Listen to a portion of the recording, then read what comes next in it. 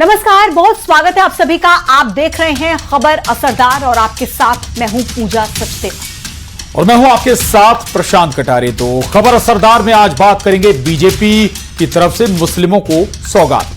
बिल्कुल, ईद के मौके पर बीजेपी गरीब मुस्लिम परिवारों के घरों तक खुशियों की सौगात पहुंचाने जा रही है और इसके जरिए बीजेपी 32 लाख गरीब मुस्लिमों को सौगाते मोदी किट दे, जिसके जरिए वो ईद की खुशियां मना सकें। वहीं विपक्ष ने इसे बीजेपी का वोट का दांव बताया है।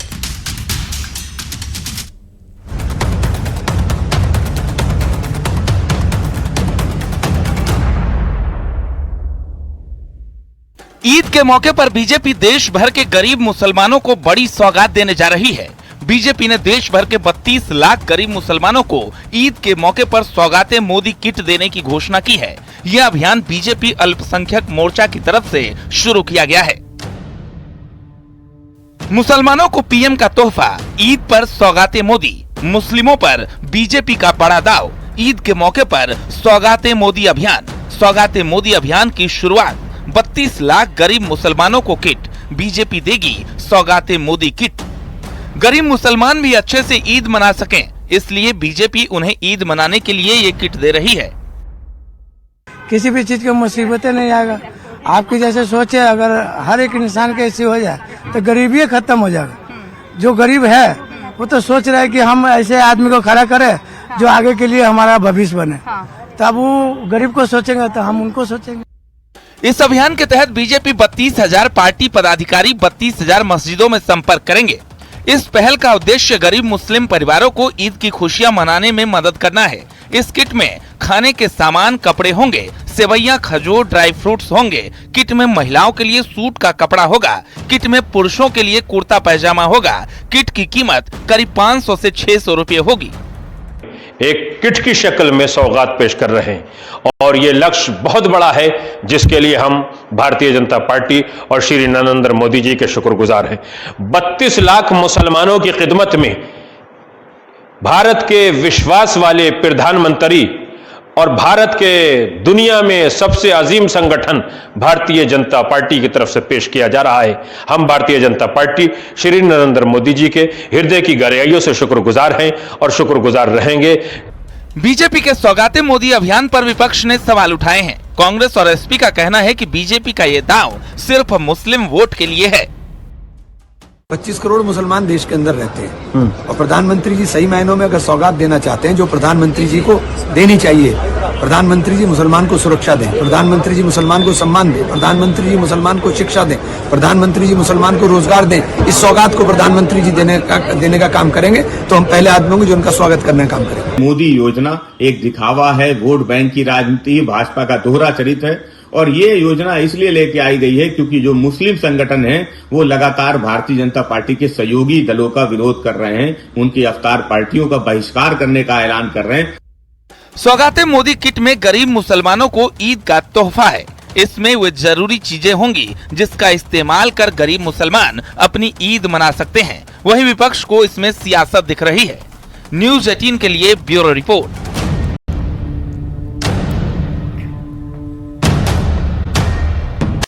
आइए आगे बढ़ेंगे। कांग्रेस नेता डीके शिव कुमार के संविधान बदलने वाले बयान से सियासी घमासान छिड़ चुका है। वहीं एसपी सांसद अवधेश प्रसाद का कहना है कि पार्टी आरक्षण के पक्ष में तो है, लेकिन धर्म के नाम पर आरक्षण के पक्ष में नहीं है। बीजेपी सांसद जगदंबिका पाल ने जहां इस मुद्दे पर राहुल गांधी को भी घेरा है, वहीं बीजेपी सांसद भोला सिंह का कहना है कि विपक्ष अपने फायदे के लिए मुस्लिमों को गुमराह कर रहा है। देखिए इस रिपोर्ट।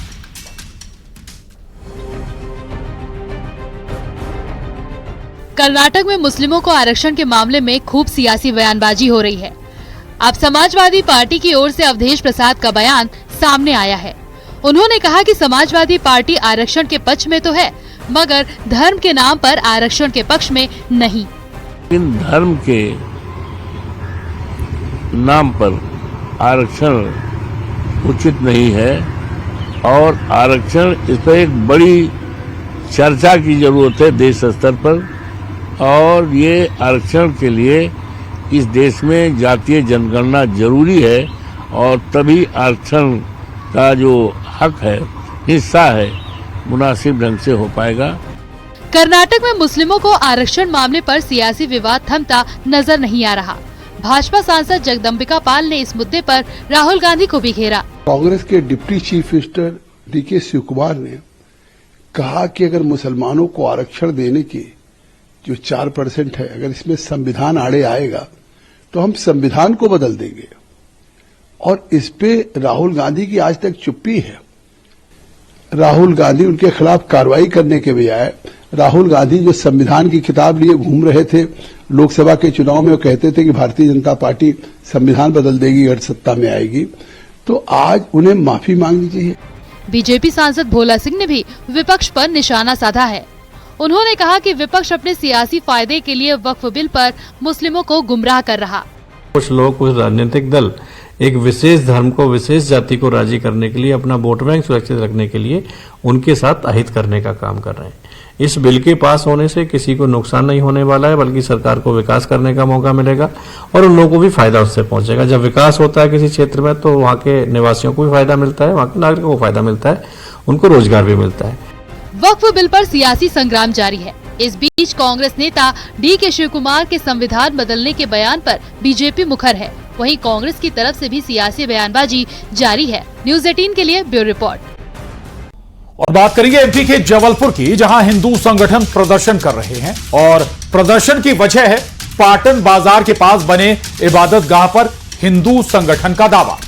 दरअसल हिंदू संगठन का कहना है कि मुस्लिम समाज के लोग यहां पर अवैध कब्जा करके इबादत गाह बना चुके हैं। पहले उस जगह पर रंगमंच हुआ करता था और इसको लेकर हिंदू संगठन ने 72 घंटे के अंदर अवैध कब्जा हटाने के लिए कहा है, नहीं तो उग्र आंदोलन की चेतावनी भी दे दी है। आप इस रिपोर्ट में। इबादत गाह पर फिर मचा बवाल। हिंदू संगठन हो गए नाराज। जय श्री राम, जय श्री राम। रंगमंच की जमीन पर कब्जा। 72 घंटे बाद होगा आंदोलन।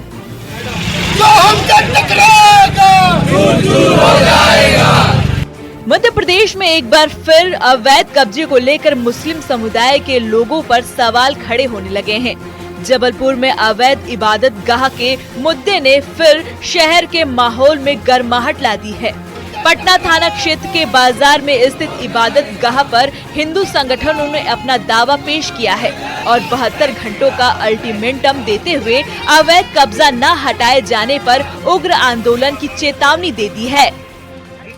इस क्षेत्र में पाटन हो, कटंगी हो, एसडीएम साहब के जो भी कार्य क्षेत्र इतनी दूर में निरंतर देखा जा रहा है कि अभी पिछले दिनों ही कटंगी में बड़ी गौहत्या हुई।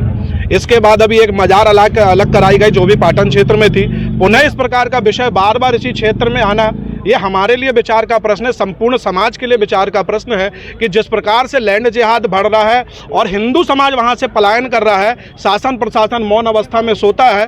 क्यों सोता है? क्या भीड़ तंत्र को सलाम करने की ये तैयारी चल रही है? नागपुर की हिंसा हम देख रहे हैं, बाकी जगहों पर हिंसा जिस प्रकार से देख रहे हैं, क्या हिंदू बहुल्य क्षेत्रों में इस प्रकार से लैंड जिहाद कराकर शासकीय अधिकारी लोग क्या भूमि अधिग्रहित कराकर मुसलमानों को यहाँ बैठाना चाहते हैं? हिंदू संगठनों ने विरोध प्रदर्शन करते हुए मांग की है कि सार्वजनिक स्थल से अवैध कब्जा हटाया जाए और सार्वजनिक स्थल को सार्वजनिक उपयोग के लिए ही रखा जाए। हिंदू संगठनों ने एसडीएम मानवेंद्र सिंह को ज्ञापन सौंपते हुए चेतावनी दे दी है कि 72 घंटों में अगर अवैध कब्जा नहीं हटाया गया तो उग्र आंदोलन किया जाएगा, जिस पर एसडीएम ने उचित कार्रवाई करने का आश्वासन दिया है। अब इन्होंने जो ज्ञापन में लिखा है कि नगर पालिका परिषद के सामने कोई रंगमंच था हुआ करता था, उसके सामने किसी ने दुकान रख के अतिक्रमण कर लिया है। मैं सीएमओ से बात करता हूँ क्या मैटर है, कैसा जो भी होगा तो आवश्यक कार्रवाई की जाएगी। अब देखना होगा कि एसडीएम के आश्वासन के बाद क्या हिंदू संगठन शांत होता है या फिर 72 घंटे बाद जबलपुर में बड़ा बवाल देखने को मिलेगा। Bureau report, news 18। चलिए आगे बढ़ते हैं। स्वच्छता के मामले में इंदौर की तारीफ देश ही नहीं बल्कि दुनिया में होती है। देश विदेश से आने वाले लोग इंदौर की साफ सफाई को देखकर लोगों के कायल हो जाते हैं।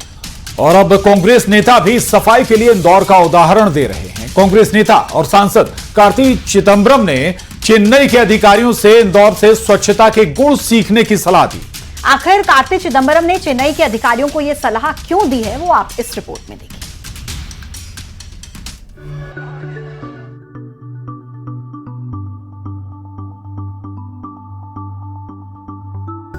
देश के सबसे स्वच्छ शहर इंदौर की चर्चा इन दिनों चेन्नई में हो रही है। कांग्रेस नेता और सांसद कार्ति चिदंबरम ने इंदौर की तारीफ की। दरअसल चेन्नई के अधिकारी कचरा प्रबंधन की तकनीकी का अध्ययन करने के लिए यूरोप का दौरा करेंगे, जिसको लेकर कार्ति चिदंबरम ने सोशल मीडिया एक्स पर लिखा, क्या ग्रेटर चेन्नई कॉरपोरेशन किसी पिछले अध्ययन दौरे से कोई सीख और कार्यान्वयन बता सकता है? खराब कचरा प्रबंधन, गली के कुत्ते और मवेशी, टूटे हुए फुटपाथ और गड्ढों वाली सड़कें चेन्नई की पहचान है। शुरुआत के लिए इंदौर जाएं। दरअसल इंदौर की रंग पंचमी पर गैर में 5 लाख से ज्यादा लोग शामिल हुए। 25,000 किलो गुलाल को उड़ाया गया था। इन तस्वीरों में लोगों के हुजूम को आप देख सकते हैं और गैर खत्म होने के बाद चारों तरफ गंदगी दिखाई दी थी। सफाई के लिए इंदौर नगर निगम ने 20 मिनट का लक्ष्य रखा था, लेकिन नगर निगम ने 7 मिनट में पूरी गंदगी साफ कर एक नया रिकॉर्ड बना दिया।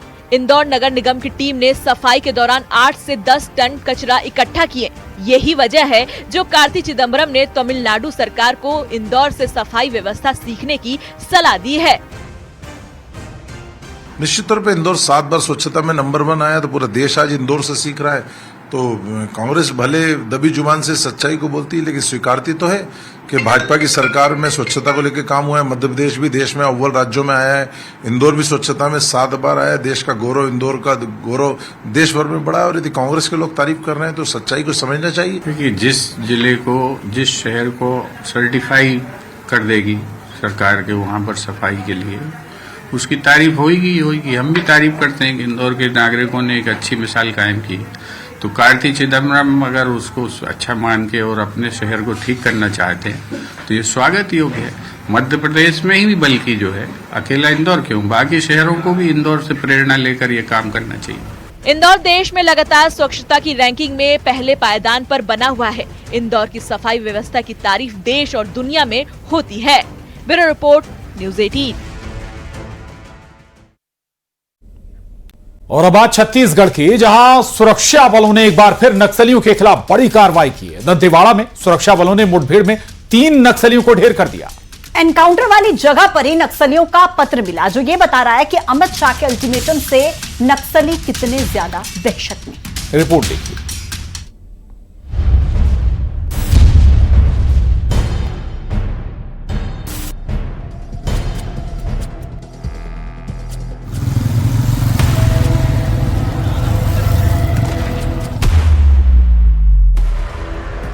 छत्तीसगढ़ में नक्सलियों के खिलाफ अभियान जारी है। हाल ही में सुरक्षा बलों ने बस्तर में 30 नक्सलियों को ढेर किया था और अब एक बार फिर नक्सलियों के खिलाफ बड़ी कार्रवाई हुई है। दंतेवाड़ा में सुरक्षा बलों ने मुठभेड़ में 3 नक्सलियों को ढेर किया है। मुठभेड़ में ढेर नक्सलियों में 25 लाख का इनामी नक्सली सुधीर भी था। जवानों ने मौके से भारी मात्रा में हथियार और विस्फोटक भी बरामद किए हैं। लगभग मुझे लगता है 10 से 12 ही रहे होंगे, बाकी अपना जंगल पार्टी कार्ड लेके वो भाग निकले वहां से। इसमें ये 3 जो नक्सली न्यूट्रल है। सीएम साय ने नक्सलियों के खिलाफ एक्शन पर जवानों को बधाई दी है। सीएम ने कहा कि नक्सलवाद के खिलाफ लड़ाई में सफलता मिल रही है। गृह मंत्री अमित शाह का संकल्प पूरा होगा। 31 मार्च 2026 तक देश से नक्सलवाद खत्म होगा। हिरम घाटी क्षेत्र में मुझे जानकारी मिली है कि मुठभेड़ वहां जारी है और सफलता मिल रही है। तो मैं सुरक्षा बल के जवानों को फिर से नमन करता हूं, उनके साहस को नमन करता हूं। और जो माननीय गृह मंत्री अमित शाह जी का जो संकल्प है 31 मार्च 2026 तक नक्सलवाद को पूरे देश से समाप्त करना, हमको पूरा विश्वास है कि उनका संकल्प पूरा होगा। डिप्टी सीएम विजय शर्मा ने कहा कि बीजेपी सरकार आने के बाद 400 नक्सली ढेर किए गए हैं। छत्तीसगढ़ में नक्सली भर्ती बंद हुई। उन्होंने भी नक्सलवाद के खात्मे की बात कही।